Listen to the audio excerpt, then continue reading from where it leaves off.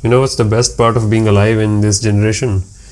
It's to getting to witness these weird and cool gadgets. Yeah, that's right.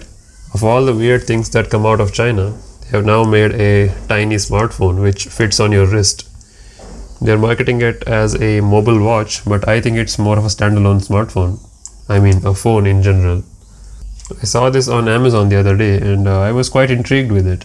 So I thought, why not just take a look at it, because it does a lot of things that many smartphones cannot do, like take a dedicated SD card. Yeah, I'm looking at you manufacturers with your hybrid SIM slots. So the seller that's selling this on Amazon is called Gizmobits, but it does not have any branding on the device itself, and that's quite obvious because this thing is a ODM. So the seller simply took it from the original design makers and they paid them to put their own brand name on it. That's how these Chinese companies work, and it's been like that for several years now. The device seemed quite big on the pictures, but it actually turned out to be smaller than I thought. But the design language genuinely surprised me. It's like a fully fledged smartphone in a miniature body. It kind of reminds me of the iPhone 4 back in the day. It has a power button up top, some volume rockers on the side. There's even a SIM card slot which takes a micro SIM and an SD card. And there's a micro USB port in the bottom to charge up this phone along with a microphone. Now I think this is the only manufacturer whom I will believe when they say that there was no space to put a headphone jack on the phone, because obviously there is very little space on this thing, and the fact that they managed to put so many things in the first place is impressive already. The app selection also surprised me because this thing has almost everything built into it, or at least that's what it seems like. It has all the social media apps like Facebook, Twitter, WhatsApp, and it even has video players on it. Video players on a watch, that's new. Now this isn't the first of its kind or anything. There have been many other devices which are fully fledged mobile phones on your wrist which takes a SIM card and can make phone calls. In fact, this is my fourth device which takes a SIM card on your wrist. But what makes it unique is that it does not require an SD card to do anything at all. It has a built-in storage of some 300-ish KBs, so you can take some pictures on the get-go even if you don't have an SD card at hand. That's quite good. Even though 300 KB isn't anything spectacular, the rear camera only produces very low resolution VGA images, so they don't take up much space in the first place. Oh, and speaking of the camera, there is only one camera and it's on the back.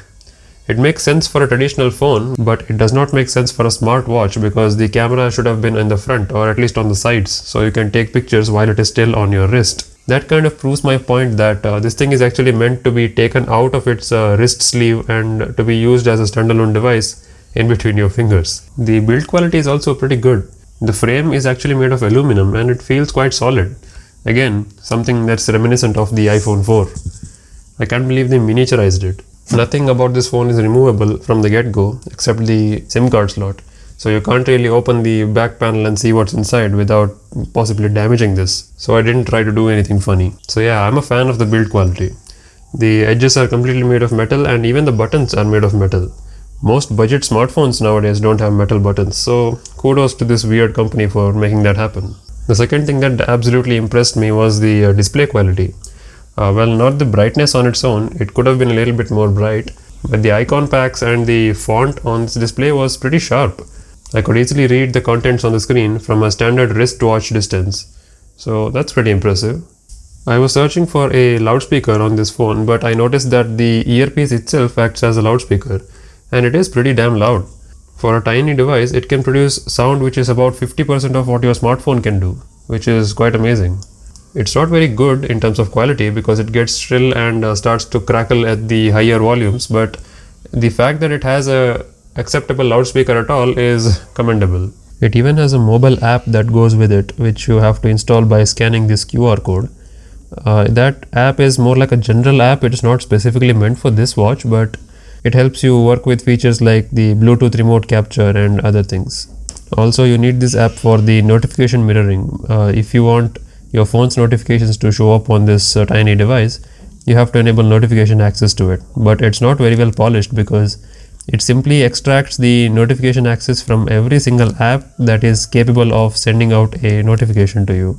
It means that it will list every single app from your system and from your installed apps, resulting in hundreds of results, which are basically things that you don't really want. So in order to disable them, you have to manually go and disable every single one. There is no option to disable everything and enable only the ones you want. So yeah, the app isn't anything to write home about. Speaking of unremarkable things, I could not get most of the apps in this to work either. For example, the video player, I tried to load a simple 4 MB MP4 video file, but it simply would not play it. I tried to play it from the file explorer itself as well as the video player, but it just would not load. Even the social media apps would only work with a SIM card, which I could not get to work because the moment I put my Airtel 4G SIM in, it would say invalid SIM. I don't know why, but it should have at least picked a 2G signal because 4G SIM cards are capable of 3G and 2G as well. But simply it said invalid SIM. I'm not sure what kind of a SIM card it takes because the SIM card slot seems to be exactly the right proportions for our traditional SIM cards. Perhaps it has something to do with this being a Chinese device and is imported to India. But you can still do phone calls with Bluetooth calling. As long as it's connected to your phone, you can dial any number from this dialer and call the person using your SIM card on your phone. Calls were pretty decent actually. I could hear the other party pretty well thanks to this adequately loud loudspeaker. But they complained that the microphone quality wasn't fantastic. They could hear a lot of rustling and some kind of static noise. Maybe the filter circuit on this isn't the best, but it's okay for some shits and giggles. Right, you can just do it for fun. This tiny thing is a lot easier to carry than your phone, so you can keep your phone at one place and, I don't know, talk to your wrist. Although this watch looks big and bulky, it wasn't really that heavy and uncomfortable to wear. So if you're planning to wear this throughout the day or for a couple of hours together, you won't face much issues. At least I didn't. Even though it looked gigantic on my wrist, it wasn't that heavy and bulky to begin with. The battery life kind of disappointed me. The built-in battery of unclear capacity could not last me more than 1.5 to 2 days.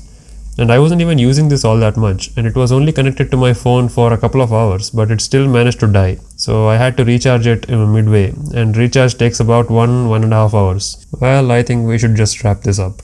So for the price of around 3,600-ish rupees, you're getting a strange little phone which has almost all the features that you would want, but many of them are just simply gimmicks, like the pedometer and the sleep tracker. They're all just timers. You have to manually enable the timer and go to sleep. So would I recommend you to buy this? If you are someone who takes interest in buying funny little gadgets and just to have a few laughs with your friends, sure.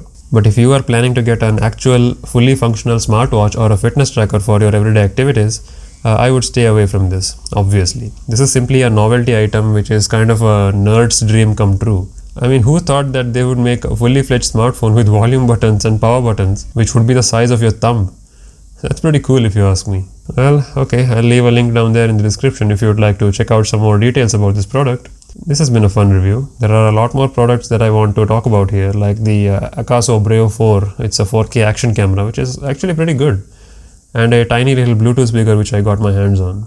Not sure why, but I'm fixated on tiny things right now. Don't take that the wrong way. Well, anyway, check out the link in the description if you want to find out more about this product or my social media handles. I'll also leave a link to my blog, dopetechfever.com, where I will write detailed written articles about such products. And with that, I'll see you next time.